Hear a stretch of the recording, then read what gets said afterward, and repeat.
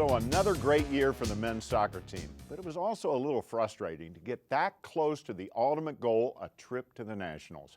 But we can be assured of one thing with this team. Next year, they'll be knocking on the door to the Nationals again. It's a tradition around here, and it seems to happen every year. So now let's take a quick look at another program that's experienced a revival in the last couple of years, and that's the cross-country team, led by head coach Jamal Schools. He took over the program a couple of years ago, and the turnaround has been remarkable. This year, Coach Schools had a whole series of ambitious goals to improve personal times, ratchet up individual competitiveness, and increase the workout load in practice to ensure better performance in the meets. Another goal was to continue to improve in competition against four-year schools, and ultimately, schools hoped to lead the team back to the national tournament. Last year was the first year in the history of Montgomery College that a cross-country team had advanced to the Nationals. Well, mission accomplished and then some. The team not only qualified for their second straight Nationals, but they responded to the challenge over the tough course in Providence, Rhode Island. They finished 7th in the nation and placed an impressive 5 runners in the top 100. Andre Hansen finished 21st, Kelson Logan came in 33rd, Robbie Young followed closely at 36th, Robert Bach finished 63rd, and Chris Kazmarek came in 74th. A top 10 finish in the country is a remarkable achievement. I mean, this was a program that had never been to the Nationals ever until last year.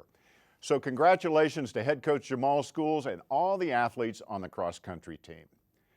And turning now to women's volleyball, the team's rebuilding process began in earnest this season.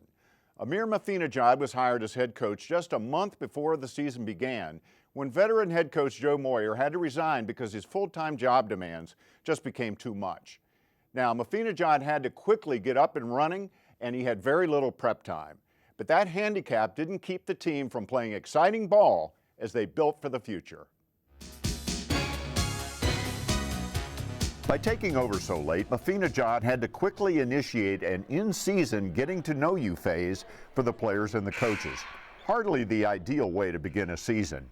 But at least Mafinajad had 2 returning players from last year to provide some continuity, Maria Falcon and all-region setter Kayla Hickson.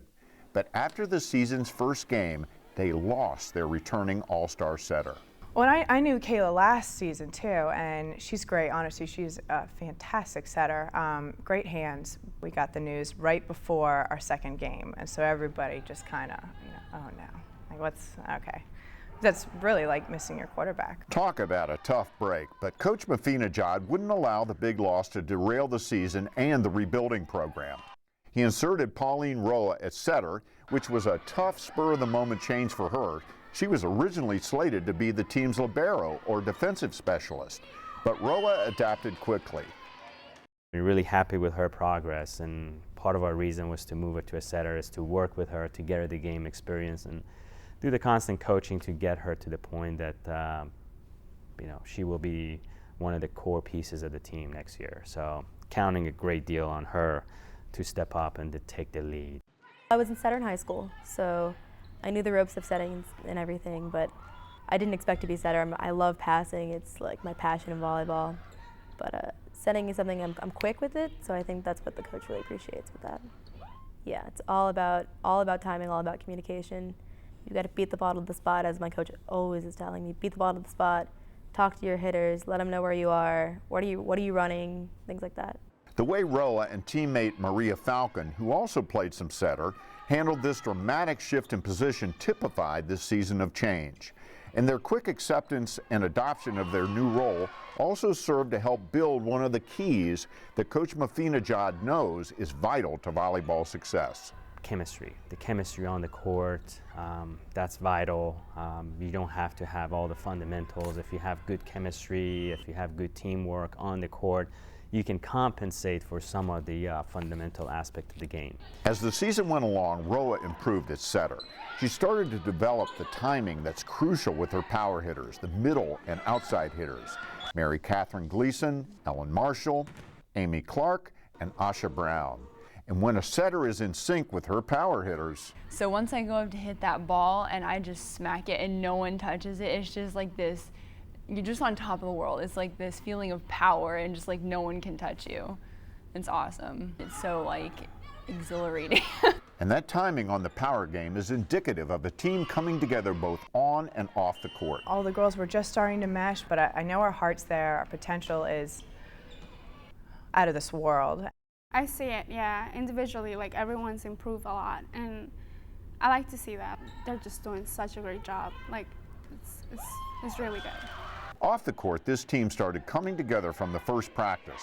Their off-court unity has helped them handle the rocky rebuilding process. We're all so different. Honestly, I don't even know how many nationalities we have on the team, but we always joke about it because people from all over the place. And really everybody's very nice, everybody gets along. The girls are just great chemistry, you know, they talk and about anything that you can think of, and sometimes I'm like, oh, maybe I should just cover my ear, but you know, it's that, so I'm trying to get that chemistry on the bus or off the field to get them to kind of have that chemistry and build that camaraderie on the court. And as the year progressed, the on-court chemistry Mafina Job was looking for improved, and the team's level of play was elevated as a result. The players credit their coach as the primary reason for the steady improvement. I love playing for my coach. What I love the most is he has a great balance of, he has a very good work ethic. He'll push us hard at practice, but at the same time, he loves to joke and laugh around. And that pushing started to produce positive results. They beat a strong Community College of Baltimore team near the end of the season, but still entered the Region 20 tournament a decided underdog.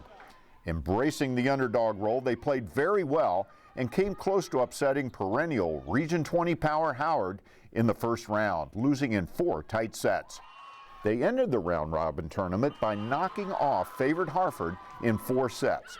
This despite having only 7 healthy players, and one of those was stalwart Maria Falcon, who played on a badly sprained ankle. Falcon, Gleason, and Marshall were named to the All-Region Tournament first team.